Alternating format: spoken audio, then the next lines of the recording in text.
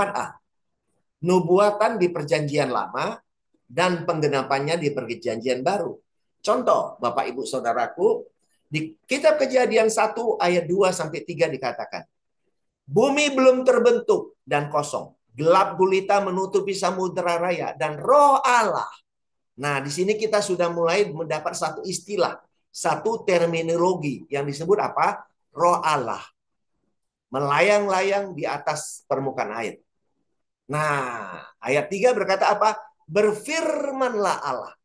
Siapa yang berfirman? Allah yang mana? Allah yang roh itu, Bapak Ibu. Yang roh itulah yang berfirman. Dia katakan apa? Jadilah terang. Lalu terang itu jadi. Loh, terang apa ini Bapak Ibu? Karena pada waktu itu ya matahari, bulan dan bintang belum ada Bapak Ibu. Tapi Tuhan sudah berkata, jadilah terang. Maka terang, lalu terang pun jadi. Nah, ini sebetulnya Bapak Ibu, kita tidak bisa mengartikan literal seperti ini. Tapi kita harus bisa menangkap esensi, makna dari ayat ini. Nah, makna ayat ini adalah deklarasi. Satu deklarasi dari Allah yang roh berkata apa? Di sini artinya, jadilah terang. Dia katakan dia ini deklarasi, lalu terang jadi. Ini deklarasi adalah Kristus adalah terang dunia. Itu sebetulnya maknanya.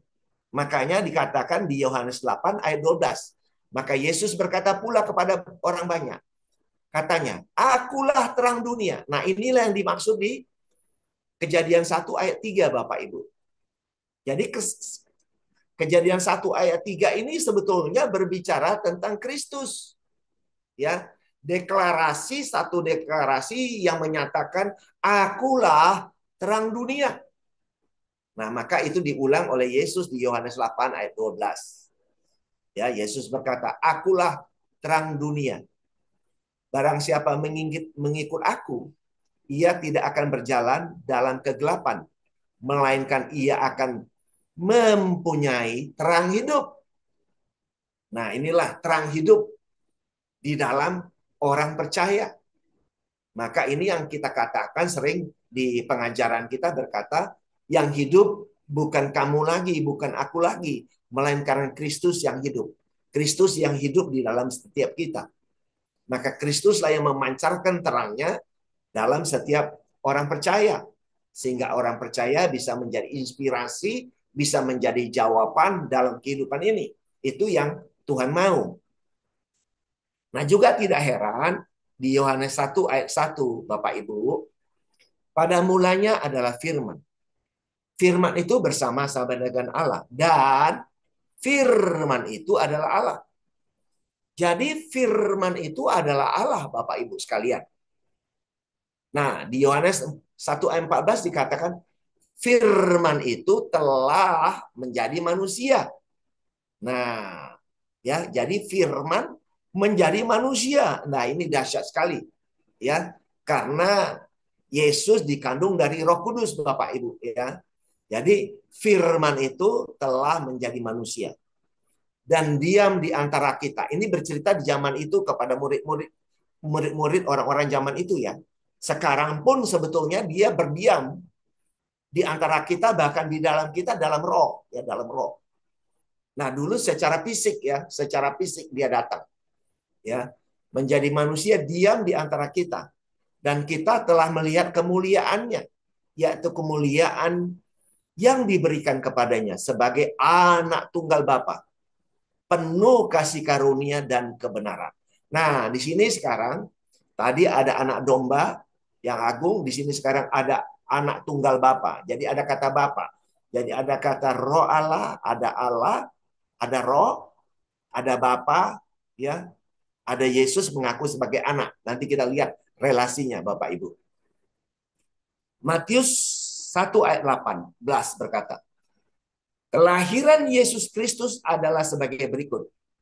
Pada waktu Maria, ibunya, bertunangan dengan Yusuf, ternyata ia mengandung dari Roh Kudus sebelum mereka hidup sebagai suami istri. Catat baik-baik saudaraku sekalian, bahwa Maria mengandung dari Roh Kudus bukan hasil hubungan intim antara suami istri. Tidak. Tadi dia disebut firman, firman menjadi manusia. Nah, dalam hal ini dikatakan Roh Kudus. Ya, dia mengandung dari Roh Kudus. Jadi Kristus betul-betul adalah ya satu pribadi yang berbeda, tidak sama dengan manusia biasa. Dia pribadi yang sangat berbeda karena dia sang firman itu sendiri dan dia sang roh itu sendiri. Ya, yang kemudian menjadi manusia, ya. Jalan mengambil rupa manusia. Kita lihat selanjutnya. 4b. Kembali, nubuatan di perjanjian lama, penggenapannya di perjanjian baru. Nah, Bapak Ibu sekalian, ayat ini sangat dahsyat. Kalau kita betul-betul baca, ya ini ya, Yesaya 9 ayat 6 di HP, kalau di Alkitab ayat 5 ya. Di sini dikatakan apa? Sebab seorang anak telah lahir untuk kita. Seorang putra telah diberikan untuk kita. Lambang pemerintahan ada di atas bahunya. Dan namanya disebut orang. Nah, ini catat ini. Ada satu pribadi, seorang anak. Yaitu yang kita tahu namanya Yesus Kristus. Di sini pakai kata telah, ya. Telah. Padahal ini nubuatan. Nubuatan 700 tahun sebelum Yesus turun ke bumi. Tapi sudah diperkatakan 700 tahun sebelumnya. Maka dikatakan sebab seorang telah lahir. Kenapa pakai kata telah? Karena sebelumnya, sebenarnya Bapak Ibu, kenapa kata telah? Karena sebetulnya sebelum dunia ada, dia sudah ada. Maka pakai kata telah. Ya, kata telah ini sangat penting. Ya, karena dunia belum ada pun dia sudah ada. Gitu ya. Nah, ingat Bapak Ibu, dia satu pribadi. Lihat namanya disebut apa? Disebut orang, dikenal orang apa? Penasihat ajaib, Bapak Ibu. Penasihat ajaib is talk about apa? The Holy Spirit. Roh Kudus, Bapak Ibu sekalian. Inilah Roh penolong. Ya, yang mengajar. Ya, ini dia. Yang membimbing, yang memimpin. Nah, ini roh penasihat ajaib. Nah, inilah roh penolong. Roh Kristus. Nah, inilah dia. Nah, disebut apa? Allah yang perkasa. Jadi seorang anak yang lahir itu, ya, yang lahir ini nubuatan 700 tahun sebelum Yesus turun ke bumi, ya. Disebut dia Allah yang perkasa. Dan dia juga disebut apa? Bapa yang kekal. Raja damai. Kenapa disebut Raja Damai? Karena dia mendamaikan manusia berdosa, melahirkan manusia berdosa, menebus dosanya, sehingga manusia ini memiliki relasi didamaikan dengan dia. Sehingga yang tadinya mati menjadi hidup. Relasinya yang putus menjadi nyambung. Frekuensinya menjadi nyambung dengan Tuhan. Jadi dia mendamaikan di salib dengan mencurahkan darahnya yang kudus untuk mendamaikan manusia berdosa menjadi manusia tidak berdosa, menjadi manusia yang dikuduskan, menjadi manusia baru, manusia spiritual yang dilahirkan di dalam Kristus, sehingga memiliki relasi yang intim dengan Dia. Nah, inilah yang disebut Raja Damai. Jadi ingat Bapak Ibu Saudaraku, dia disebut Kristus itu sendiri, yang satu pribadi, Yesus Kristus disebut penasihat ajaib, Roh Kudus, Roh penolong, Roh Kristus, ya, Allah yang perkasa, Bapa yang kekal, Raja damai. Nah, kemudian kita ke belakangan, Lukas 2 ayat 10, kata malaikat itu kepada mereka, jangan takut. Ini peristiwa kelahirannya ya, peristiwa kelahiran Yesus ya. Jangan takut, sebab sesungguhnya aku memberitahukan kepadamu kesukaan besar. Untuk siapa Bapak Ibu? Untuk seluruh bangsa. Untuk dunia. Ya. Jadi kesukaan besar bukan untuk bangsa Yahudi aja. Tapi untuk seluruh bangsa. untuk dunia ini. Karena Kristus mati untuk dosa-dosa dunia, bukan untuk dosa-dosa orang Kristen, bukan. Nah, ayat 11, ya Lukas 2 ayat 11. Pada hari ini telah lahir bagimu apa? Juru selamat. Juru selamat. Tadi orang yang masuk ke dalam apa namanya? Sumur yang dalam itu harus ada orang yang menyelamatkan.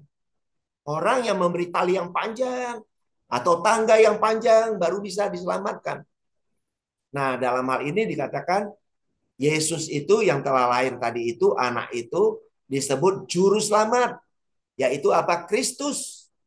Kristus ini yang diurapi, Mesias, yang disebut Tuhan, lahir di kota Daud.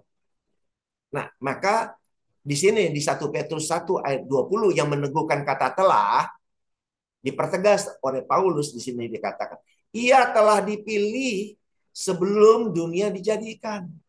Tetapi karena orang-orang yang ada di zaman itu, orang-orang Yahudi yang hidupnya sebetulnya terikat oleh hukum Taurat, karena hukum Tauratlah mereka jatuh dalam dosa, ya maka dia turun ke bumi, ya maka Yesus waktu itu turun baru menyatakan dirinya pada zaman akhir. Jadi Bapak Ibu Saudaraku ingat, waktu Yesus turun ke bumi itu adalah telah disebut zaman akhir. Jangan katakan sekarang ini zaman akhir. No. Zaman akhir adalah zaman waktu Yesus turun ke bumi. Sampai nanti perjalanan sampai sebelum kehancuran bait suci Allah, itu semua disebut zaman akhir. Sampai runtuhnya bait suci Allah di kota Yerusalem, tahun 70 Masehi, itulah disebut akhir zaman. Akhir dari zaman diberlakukannya hukum Taurat. Akhir dari zaman korban sembelihan untuk penembusan dosa sudah nggak boleh lagi dilakukan oleh bangsa Yahudi karena Yesus sudah tetelestai, sudah mati di kayu salib, Bapak Ibu. Darahnya telah dicurahkan, jadi tidak lagi menggunakan darah korban binatang, sudah nggak boleh karena orang Yahudi bandel waktu itu masih terus melakukan setiap tahun setelah Yesus mati di kayu salib, maka terjadilah murka Allah. Di akhirlah itu di tahun 70 Masehi. Karena kota Yerusalem waktu itu di bumi hanguskan. Dan bait suci Allah di kota Yerusalem yang sebagai kiblatnya bangsa Yahudi dihancurkan. Maka dengan kehancuran bait suci Allah, maka berakhirlah zaman praktek-praktek ritual hukum Taurat. Sudah nggak boleh lagi. Nah itu. Kemudian juga dipertegas ya di Efesus 1 ayat 4 ini sangat dahsyat Bapak Ibu. Sebab di dalam Dia yaitu di dalam Kristus Allah telah memilih kita sebelum dunia dijadikan. Supaya apa? Supaya kita kudus dan tak bercacat di hadapannya. Jadi Bapak Ibu, Saudaraku, kekudusan tak bercacat itu bukan usaha kita. Tapi manakala kita percaya kepada Kristus, maka kita lahir di dalam Dia, dikuduskan di dalam Kristus itu, diciptakan menjadi manusia baru yang tidak bercacat, yaitu manusia spiritual. Nah, ini badan saya, tapi saya memiliki manusia spiritual, ya, manusia roh, ya, di mana di situ jiwa saya, paradigma saya melekat dengan Kristus, sang roh itu menjadi satu dengan dia. Karena dikatakan di 1 Korintus 6 ayat 17 dikatakan, tetapi siapa yang mengikatkan diri pada Tuhan menjadi satu roh dengan dia. Jadi sebagai orang percaya, kita telah menjadi satu roh dengan Kristus. Nah, ini penting. Saya lanjutkan Bapak Ibu. Nah, juga nubuatan Bapak Ibu, nubuatan di kitab Keluaran. Ya, di kitab Keluaran 3 ayat 14. Di sini dikatakan apa? Firman Allah. Wah, ini dasar sekali Bapak Ibu. Firman Allah, ya, firman Allah kepada Musa. Dia katakan apa? Aku adalah aku. Jadi aku adalah aku.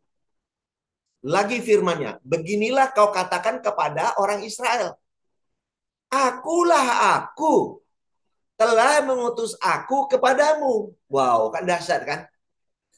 Ini. Nah, kalau yang diutus itu siapa? Gitu kan. Nah, akulah aku, telah mengutus aku kepadamu. Wow, dahsyat sekali ini Bapak Ibu kalau kita bisa mengerti ya.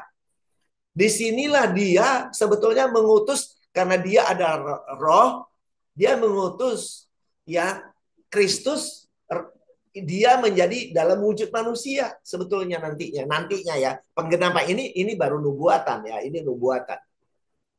Maka dia katakan, aku adalah aku, akulah aku, telah mengutus aku kepadamu. Wow, dahsyat sekali. Kemudian kita lihat di Yeremia 55 ayat 11. Demikianlah firmanku. Nah, dia katakan, demikianlah firmanku. Tadi kita berkata apa di Yohanes 1 ayat 1, firman itu adalah Allah. Kristus itu adalah firman. Dia katakan nih, firmanku yang keluar dari mulutku. Ia tidak akan kembali kepadaku dengan sia-sia. Siapa ini yang keluar dari mulutnya? Dia katakan firman. Firman yang menjadi manusia. Ya, dia pernah menjadi manusia. Ya, dalam wujud manusia. Ya, jadi firmanku yang keluar dari mulutku, ia tidak akan kembali kepadaku dengan sia-sia. Tetapi ia akan melaksanakan apa yang ku kehendaki dan akan berhasil dalam apa yang kusuruhkan kepadanya. Dasar sekali Bapak Ibu. Kemudian Yohanes 14 ayat 6, ini ayat yang paling populer bagi semua orang ya. Kata Yesus kepadanya, akulah jalan dan kebenaran dan nah ini kata dan, ini kata sambung yang tidak boleh terputus ya. Akulah jalan dan kebenaran dan hidup. Tidak ada seorang pun yang datang kepada Bapa, kepada Allah yang Maha Kuasa, kalau tidak melalui aku, yaitu Kristus. Ya, Kristus yang mati di kayu salib dan bangkit kembali. Ya, jadi ingat, tadi kalau di sini kan katakan aku adalah aku. Nah, di sini sekarang katakan akulah jalan. Nah, akulah kebenaran, akulah hidup. Ya. Jadi, nah di Yohanes 10 ayat 9 dipertegas. Akulah pintu. Barang siapa masuk melalui aku, ia akan selamat. Catat baik-baik Bapak Ibu Saudaraku. Akulah pintu. Kristuslah pintu itu. Barang siapa masuk melalui Kristus, ia akan selamat. Dan ia akan masuk dan keluar dan menemukan padang rumput. Nah, ini istilah lah ya. Artinya kita akan masuk kepada Bapa, masuk kepada sorga itu manakala kita percaya melalui Kristus Yesus Tuhan. Ya, sebagai juru selamat dan Tuhan. Itu. Jadi akulah aku udah jelas. Ya, itulah jalan, itulah kebenaran, dialah hidup, dialah pintu. Baru di Yohanes 8 ayat 42. Kata Yesus kepada mereka, jikalau Allah adalah Bapamu, nah dia ngomong sama bangsa Yahudi pada zaman itu ya, kamu akan mengasihi aku, sebab aku keluar. Perhatikan Bapak Ibu. Sebab aku keluar dan datang dari Allah. Wow, dahsyat ya. Jadi Kristus itu keluar dan datang dari Allah.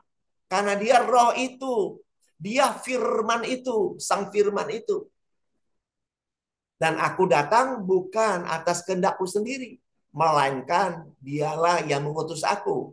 Yaitu sang Bapa, sang Allah itu. Yang roh itu. Yang menjadi apa? Aku mengutus aku. Diutuslah dia menjadi mengambil rupa manusia. Akulah aku telah mengutus aku kepadamu. Nah, ini memang dalam perspektif bahasa Indonesia, dalam perspektif nalar kita, memang agak sulit menjangkau perspektif Tuhan. Tapi inilah perspektif Tuhan yang kita harus terima, pahami, berusaha memahami perspektif Tuhan, bukan perspektif kita, Bapak Ibu sekalian. Ya, kita lanjut. Yohanes 3 ayat 16.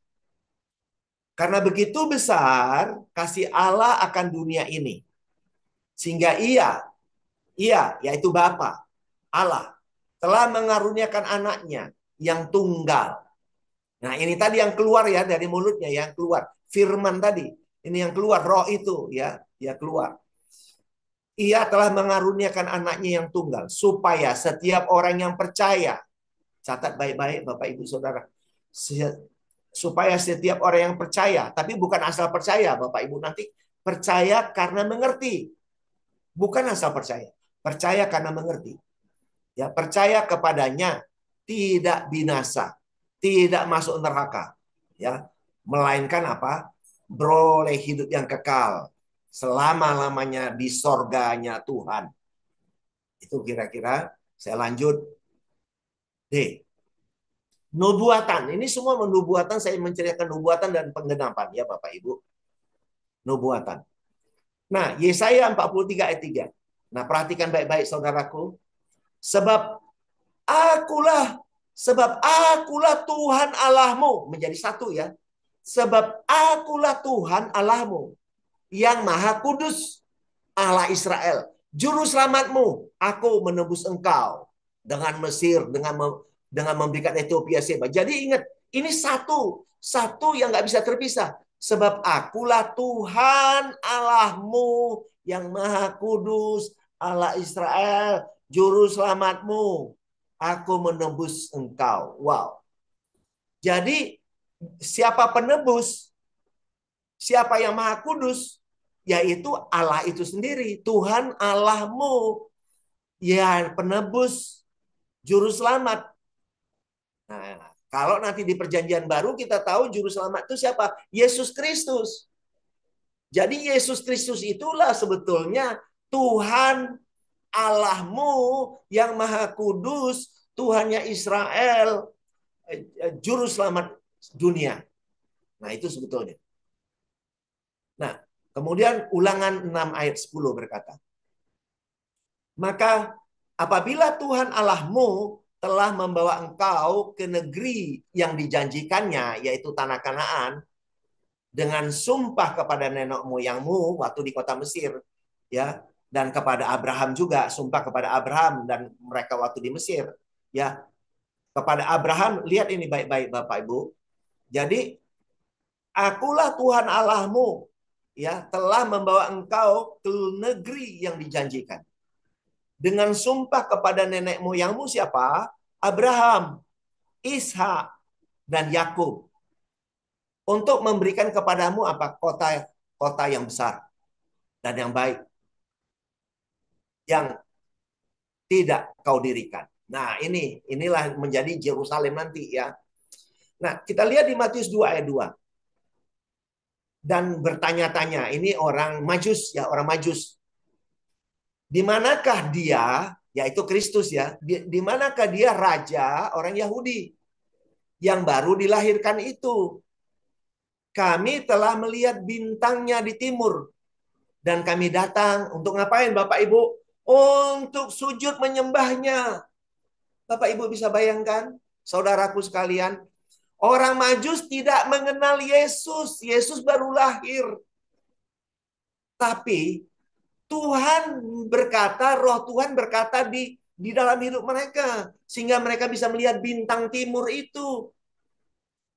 Sehingga sampai mereka berbulan-bulan datang dari negeri timur yang jauh menuju ke Judea. Ya, untuk ngapain Bapak Ibu? Nah, memang dia tidak pernah berkata, sembahlah aku, akulah Tuhan, sembahlah aku. Tapi ingat ini, lihat ini. Orang Majus, tidak ada yang menyuruh. Dia katakan kami datang untuk menyembah dia. Siapa? Menyembah Kristus, saudaraku. Ya, tidak ada yang suruh. Nggak ada yang suruh. Ya, orang Yahudi juga tidak menyuruhnya. Tapi ingat, inilah dahsyatnya firman. Orang Majus yang begitu jauh, yang tidak mengenal muka Yesus, tidak pernah berpandangan muka dengan muka. Dia masih bayi saja. Orang jauh sudah datang berbondong-bondong untuk datang. Dipimpin oleh bintang itu, bintang timur. Untuk datang. Ngapain? Memberikan persembahan dan menyembah Kristus Yesus Tuhan. Dahsyat sekali saudaraku. Nah Yohanes 4 ayat 42. Dan mereka berkata kepada perempuan itu, kami percaya tetapi bukan lagi karena yang kau katakan. Sebab kami sendiri telah mendengar dia. Dan kami tahu bahwa dialah benar-benar juru selamat dunia.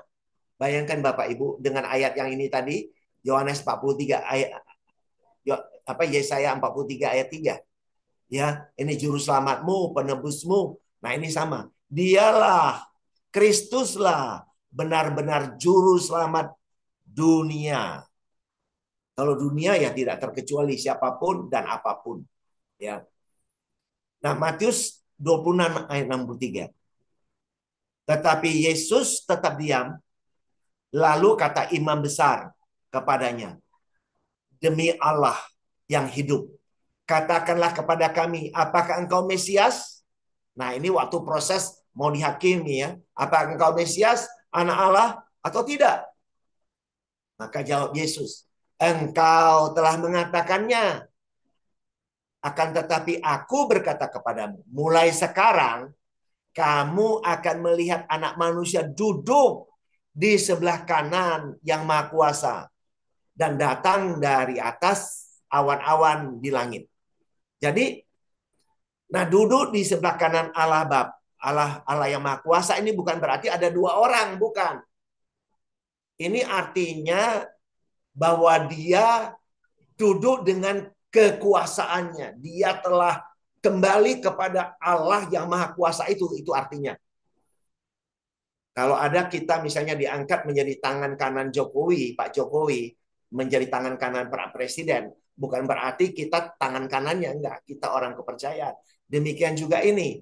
Ini adalah Yesus segera mengatakan bahwa pada satu titik anak manusia akan memerintah. Ya, dialah raja segala raja, dialah Allah segala Allah, gitulah kira-kira. Ya, itu kira-kira maksudnya. Nah, 5. Saudara, perhatikan baik-baik yang 5 ini saudaraku. Nah, di Kolose 2 ayat 16-17. Karena itu janganlah kamu biarkan orang menghukum kamu, ya. Menghukum kamu dengan apa dia bilang? Menghukum kamu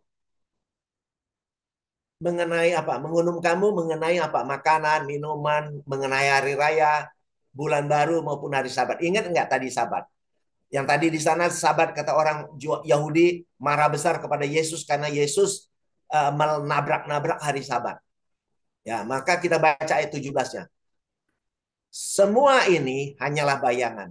Jadi semua ini hari raya, hari Sabat itu bayangan Bapak Ibu. Apa yang harus tentang apa yang harus datang. Sedangkan wujudnya ialah apa? Kristus Bapak Ibu. Nah, kemudian saya ambil juga catat ada ayat penting di Efesus 2 ayat 6 dalam bahasa Inggris ya. For he raised us from the dead. Nah, dead ini bukan meninggal dunia dikubur Bapak Ibu ya, bukan. Ini adalah kematian manusia adamik. Kematian dari kita orang yang tidak nyambung sama Tuhan. Ya, orang yang berdosa. Orang yang tidak mempunyai relasi, tidak mempunyai keintiman dengan Tuhan. Mati, itu disebut mati.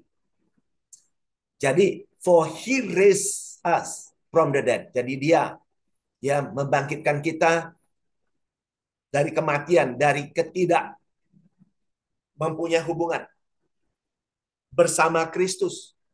And we are seated with him. Nah, kita didudukkan bersama dia di mana Bapak Ibu? Di sini dikatakan in the heavenly realms. Jadi di dalam apa? Realitas sorgawi. Jadi kita telah didudukkan bersama dia dalam realitas surgawi, yaitu manusia baru kita ya Bapak Ibu. Karena kita mati manusia berdosa, kita dikuduskan menjadi manusia baru. Nah, manusia baru kita itu tidak berdosa lagi. Karena Ibrani 10 ayat 10 berkata, karena kehendaknya lah kita telah dikuduskan satu kali untuk selama-lamanya. Nah, maka di sini dikatakan all because we are one with Christ Jesus. Jadi kita telah menjadi satu di dalam Kristus itu. So we are one with Christ Jesus. Jadi orang percaya, orang yang telah dilahirkan baru, telah menjadi satu dengan dia. Dahsyat sekali Bapak Ibu. Nah, coba perhatikan ini, penting sekali. Terkait dengan keselamatan juga, juru selamat. Dia perhatikan kejadian di perjanjian lama. Kejadian 7 ayat 1. Lalu berfirmanlah Tuhan kepada Nuh, masuklah ke dalam bahtera itu, engkau dan seisi rumahmu. Sebab engkau yang kulihat benar di hadapanku di antara orang sejamanmu waktu itu. Nah, jadi saudara, siapa yang ada di dalam bahtera ini saudara, ya, siapa yang ada tinggal hidup di dalam bahtera ini saudara, maka jiwa mereka selamat. Bahtera ini di perjanjian lama, sebelum salib ya Bapak Ibu, ini bahtera. Bahtera ini gambaran. Apa penggenapannya? Penggenapannya adalah Kristus Bapak Ibu. Kristus inilah penggenapan dari bahtera. Siapa yang ada di dalam bahtera, mereka selamat. Nah, di perjanjian baru setelah salib, siapa yang ada hidup percaya, hidup di dalam Kristus sebagai penggenapan, maka jiwa kita selamat. Ya. Kita menyatu dengan dia. Di sini dikatakan 1 Petrus 1 ayat 9, karena kamu telah mencapai tujuan imanmu. Kamu telah mencapai tujuan imanmu, yaitu Kristusmu, Mesiasmu, juru selamatmu. Yaitu apa? Keselamatan jiwa. Jiwa kita menyatu dengan dia. Maka kalau pada satu saat kita meninggal dunia, maka tubuh kita akan menjadi debu tanah. Tapi jiwa kita yang sudah menyatu dengan roh itu akan tinggal selama-lamanya di dalam dia, di dalam kekekalan, di dalam surga itu. Wow, luar biasa Bapak Ibu. Saya lanjutkan. Terima kasih Bapak Ibu, ini adalah bagian yang kedua dan akan kita lanjutkan ke bagian berikutnya. See you.